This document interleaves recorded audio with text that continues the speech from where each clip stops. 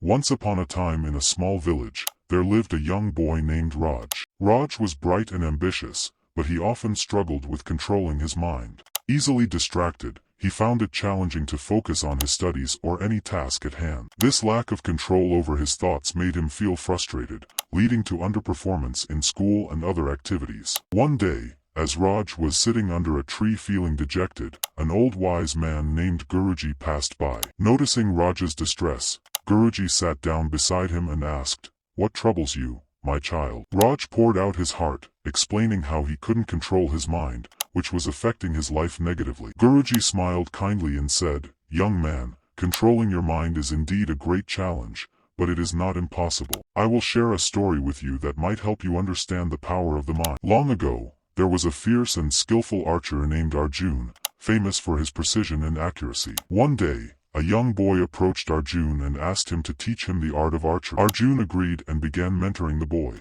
As the boy practiced, Arjun noticed that he was talented but his mind wandered constantly. He couldn't concentrate on his target, and his arrows veered off course. Seeing this, Arjun devised a plan to teach the boy a valuable lesson. Arjun set up a challenge. He placed a small wooden bird on a tree branch some distance away and asked the boy to target its eye. The catch was that the boy could only look at the bird's eye and nothing else. The boy took his bow, but as he raised it, Arjun stopped him and asked, "What do you see?" The boy replied, "I see the bird, the tree, the sky, and everything around." Arjun nodded and said, "You will never hit the target if your mind is scattered. Focus only on the bird's eye and let everything else fade away." The boy tried again, but his mind kept wandering. He couldn't keep his focus solely on the bird's eye. After several attempts, he felt defeated and said, "I can't do it." Arjun smiled and said, "You can, but to control your mind, you must tame it like a wild horse. Be patient and keep practicing." The boy followed Arjun's advice and practiced diligently. He started to meditate daily to strengthen his focus and control his thoughts. With time, he became more skillful. Months later, Arjun set up the same challenge again. This time, when the boy took his bow,